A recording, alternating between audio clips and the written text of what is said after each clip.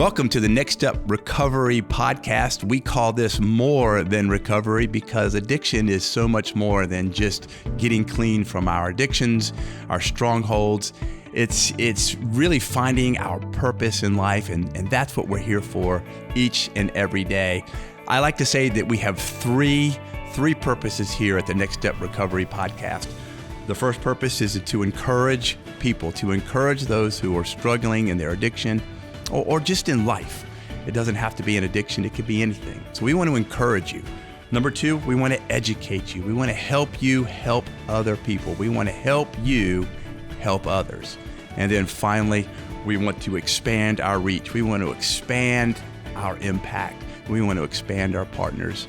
Thank you so much for joining us today, and we look forward to a great show. I got my good buddy, Keith, with me here today, and I'm excited to talk to Keith because he and I have been trying to do this for a while, and Keith's got a story that I want to kind of talk to you about. Keith came to us September. You've been at Next Step since September of 23? I think I've been here, that's what, 10 months? Yeah, right around there. It's July now, so you've been there almost a year. Yeah. But when Keith came to Next Step, he couldn't see. He was just about probably legally blind.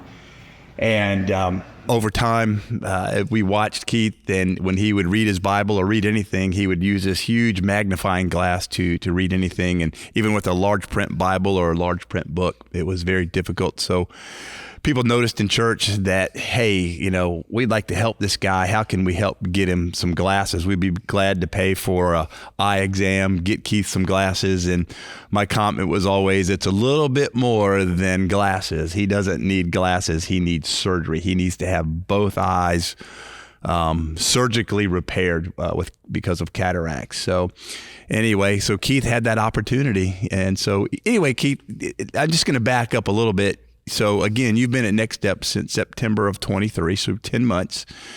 And usually at the 6-month point, guys will go to work to actually make money for pay. But Keith hasn't because we've been working through the eye situation. So let's back up a little bit. You came to Next Step September of 23. What brought you to Next Step? Okay. I'm from Augusta, Georgia. Rewind. I've been married twice. My second ex-wife is a truck driver, and it didn't work out between us. I was sleeping in her shed, and so I went to Millersville to a Coney Center twice. The first time, my ex-wife woke me up one morning and said, "Look, you got two choices. Either you can go somewhere and get help, or you could just leave and not never come back." And I figured, well, I'll go get help.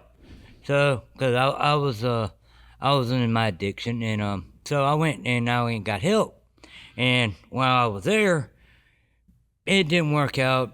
I'm not gonna blast her because it is what it is. She did what she thought was right, and and I don't blame her at all because I was not the man I should have been, and she deserved so much more than what I could give her. Right. You know what I mean? Mm-hmm. But anyway, I went to the Oconee Center. I did the 30-day program, and then I went to the 6-month program.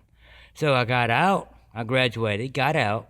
I went back to Augusta, and I didn't have nowhere to go because my mom and dad died in 2009, so I have no family. I'm homeless. I have no father, mother, brother, sister. My daughter don't want to have nothing to do with me. She ain't talked to me in 5-6 years. So I didn't have nobody, nowhere to go, nothing to do. So when I figured, I called up my ex-wife, and I was like, can I come put a tent in your yard? She's like, well, no, but you can sleep in the shed. So I slept in her shed, no water. It was hot. It was the middle of the summer. Ants crawling all over me because I had food. Ants, you know how they get in, right. No matter what. And they're going to find a way in. Yeah, they bit me. They would eat me up. So I got to the point where I couldn't handle it no more, and I was like, well, you know what? My next door neighbor, his mom, bless her heart, she was always there for me. She gave me food, and because I didn't have no food, no way to get food or nothing like that, and she gave me food, and she helped me out as much as she could, and she was on a fixed income, but she helped me out as much as she could, and I am very blessed to know her. But anyway, I told her, I was like, I can't handle this no more. I'm gonna kill myself. I'm done. I'm tired. I can't handle it no more. I took one of her kitchen knives. The knife was about that long. I took one of her kitchen knives. I put it in my pants. I'm going in the woods and I'm gonna do it. I'm gonna kill myself. So she calls 911. McDuffie County Sheriff Department comes up, and they catch me before I hit the woods. And they said, they start talking to me. And when they're talking to me, what they're doing is they're distracting me. Right. Trying to keep me. They said, first of all, they said, give me the knife. I ain't giving you the knife. I cussed at him. I ain't giving you the BB knife, I ain't giving you nothing. He said, give me the knife. And I said, I'm not giving you the knife. He said, well, he started talking to me. He started talking to me, and I started crying. And I ended up giving him the knife.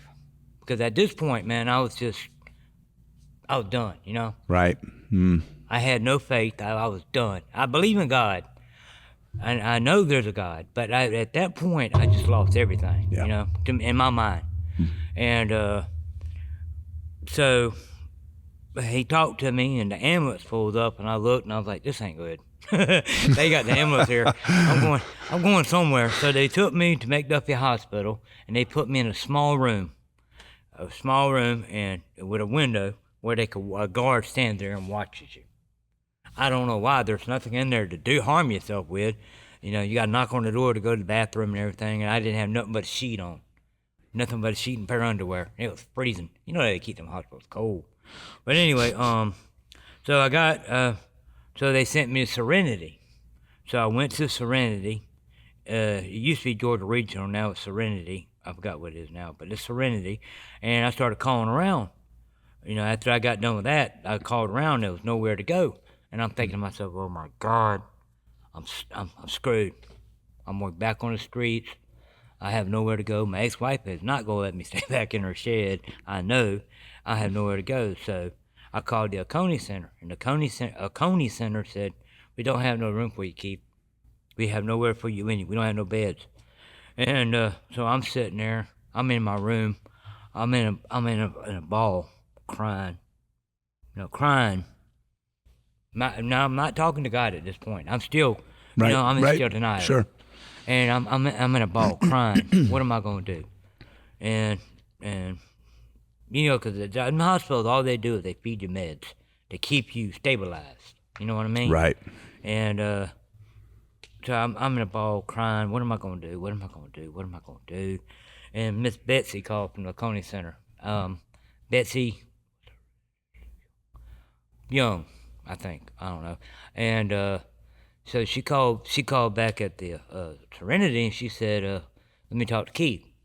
They put me on the phone. Miss Betsy called. She said, look, we got a bed for you, Keith. And when I felt that, man, my tears started rolling down my eyes, and it was like God sent a hand down and just touched me, my heart.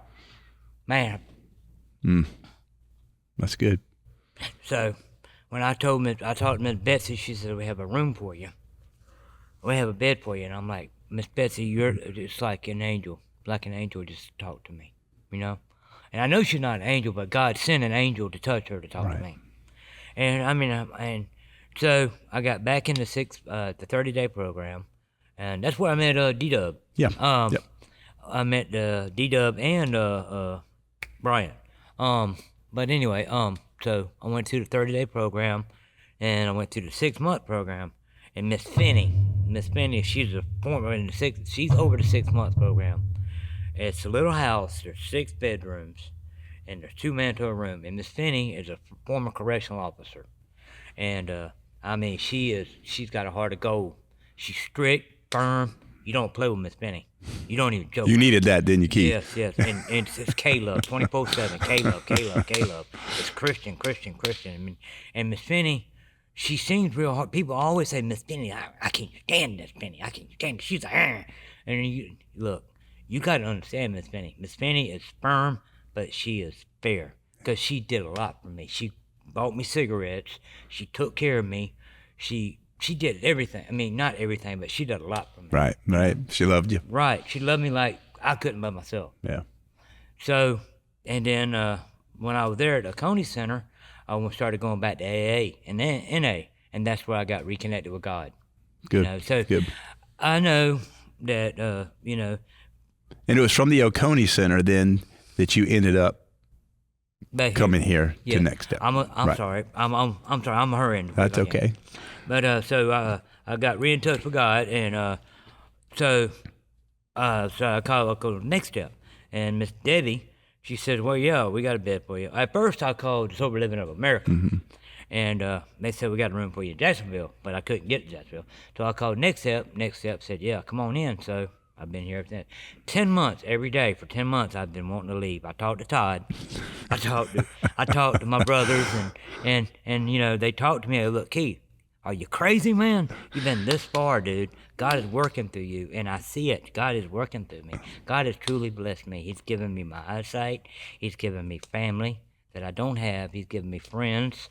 And, you know, he's got, it's that song, I can't count your blessings, but I can't count that. It's true. Yeah. You know, I got a lot of blessings that I took for granted, but now I see them. Yeah. You know what I mean? And at the same time, Keith, and I'm not trying to be mean, I'm not trying to be negative, but at the same time, you still struggle with your self-worth, right? Yeah, I always do. Yeah, your self-worth. Yeah. I put other people on. I put people on a higher pedestal than I put myself. You know what I mean? I'll do anything in the world for anybody, but you know, for me, I still think I'm that. You know, I'm worthless. Yeah. Then I mean, I know I am. I'm worthless. I've got a lot of worth, but you know, in my mind, I'd rather do for you than have to do for myself. So when I came to Keith and I said, Keith, we're going to get your eyes fixed, right? What was your response? Joy, happiness. No. Your response at first was... Oh, at first, I'm sorry. What? I'm sorry. You're right. I'm sorry. I had a negative. Negative. I was like, I don't deserve it. Y'all need to spend the money on somebody else more deserving than me. You know, which I did. Because I mean, I know I deserve it, but you know, it's just... I mean, there's so many more worthy people than me. I mean, you see people every day struggling. They're hungry. They're starving. There's people, you know, that don't have nobody. You know, I don't have nobody, but, you know, in my life, I realized something, you know. Life, I mean, it's what you make of it, you know. I mean, you take the good with the bad, you know what I mean? I done got to the point in my life where I don't hold grudges against nobody no more. Well, I do get upset and I do flare up, but I mean, I just don't really hold grudges because That's okay. You do get upset with I've seen you get upset. So. Yeah, I mean, I don't hold grudges against nobody because I mean. But so I know you did. Your first response was, "Hey, you know, I don't deserve this. There's somebody else who's more deserving, right?" Yeah. And my response to you was, "You're probably right, Keith. There's probably somebody out there who is more deserving, but that they're not sitting in front of me." That's true. Right? You're sitting in front of me, and the Lord has put you in my path. And whether or not you think you deserve it or not, God says, "Here's an opportunity, Keith, to get your eyes fixed." Exactly. And let's do it. And let's not worry about whether you think you're worthy of it or not worthy of it. It doesn't matter. Here's the opportunity. Are you going to take it? Right. Right. And so we went through May 15th, you had your first eye surgery? No, June. June 15th? June 15th and July the 18th. Okay. And then the 18th, yesterday, I had my last surgery. Right. They did, I don't know if y'all remember the game. I was just telling Todd about the game of Asteroids. And where they used to shoot a laser and it blow up the asteroid to make it smaller. That's what he did in my right eye.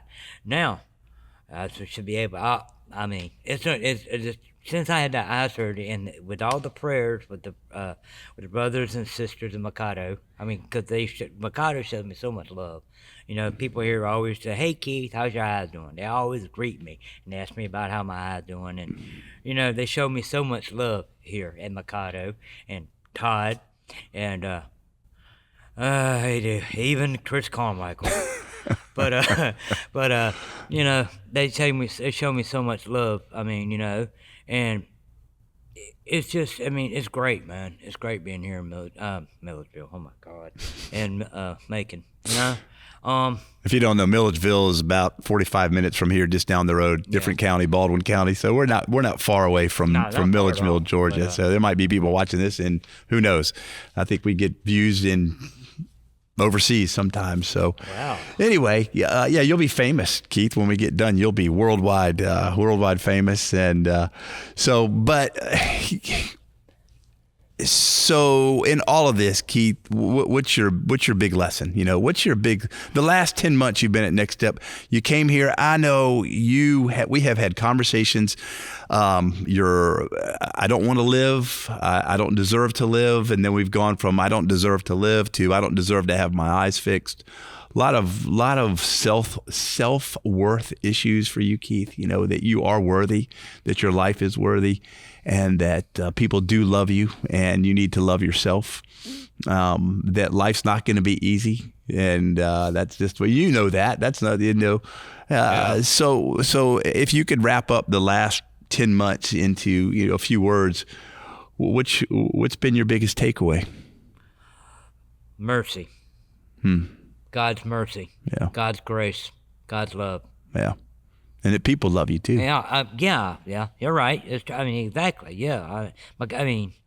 I have so much, so much inpouring of love to me now from, it's just, but sometimes it's just so hard to, because when you're not used to getting that love, yourself, you come from a background, and you're not used to getting that love, it's just, you try to push them away. Right. No more hurt, right? No I don't want to be hurt anymore. I don't want to.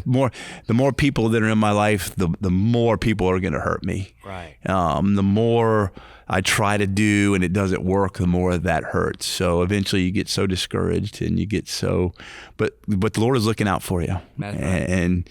And you've come a long way, and you can see. You can Exactly. You can now know just exactly what I look like, and By the grace of God, you're not sure you want to look at me. I told Keith when he got his eyes fixed, it may be a curse, because now he's going to look and see what we actually look like. Oh, Lord. But I love to see you, Keith. You're reading your Bible, and I think you might use reading glasses now, because you're still an old man now. Yeah. And so you may use reading glasses, but you're not blind. You're like, and I say often, Keith is a great story where the blind see again, and a new life in him, a new vigor, even though he still struggles with his thoughts. You still struggle with, we all do. We all struggle with our thinking. Every single one of us struggles with our thinking. Keith's not alone. It's just what we do with it, what we choose to do with the thinking. Are we going to dwell on it, or are we going to realize that God loves us, people love us? I have that self-pity sometimes. I do have a pity party, but it's not as bad as it used to be. It's like over that quick, You know what Chris told you the other day? Next time you come to him and tell him you're leaving, he's going to help you pack your bags and get you on out of there, right? I told him I'm going to put a tent in his yard too. Yeah. Maybe he can adopt you. I don't know. So, well, Keith, there's more to your story, and we're not going to get there today. We'll probably do this again. We have a banquet coming up in October 17th. We have our fundraiser banquet, and I'm probably going to get Keith to do a little bit more video before that. So I'm going to stop it here, and I don't want to go tell everything, but I want to save some stuff for that. Okay. But I appreciate you, Keith. I know it's not always easy to tell your story. It's not, but your story needs to be. People love to hear your story. They love to hear from you, and they love to hear what God's doing in your life, what He has done, Right. even in the hard times. What He is doing. Right. And never forget what God is going to do in your life. Your story is still being written. Right. It's still being played out, so don't get to a point in your life where you start to think that, hey, I got my eyesight back. It's time to revert back to where I was. Oh, I you never want to do that, No. right? So Always go forward, never go back. yeah. So thank you for being here on the More Than Recovery podcast, Next Step Recovery Ministries. If you have any questions for Keith or for me, you can always reach us at www.nextstepmen.org. We'd love to talk to you. Keith would probably love to hear from you. He'd love to hear some encouragement from you. Keith is a guy, just like all of us, who needs to be encouraged. He needs somebody to tell him that they love him. If you want to tell Keith you love him, send us a note. We'd love to hear from you. We'll get it to him. Y'all have a great day.